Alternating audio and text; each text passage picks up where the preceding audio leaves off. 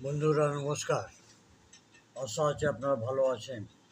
আজকে যে আমাদের বিষয় হচ্ছে ওটা হচ্ছে গলায় মাছের কাঁটা যদি আটকে যায়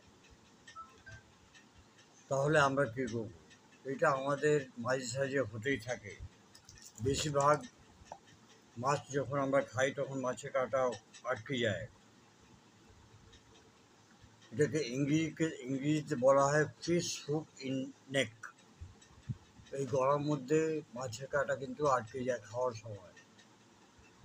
এটা খুব কম হয় কিন্তু হয়, তখন কিন্তু খুব অসুবিধা হয়ে যায়। কী করবো। হোমিওপ্যাথিতে খুব ভালো ভালো ওষুধ আছে যার এফেক্ট খুব তাড়াতাড়ি হয়। নাম্বার ওয়ান ওষুধ হচ্ছে অ্যানাগিলিস।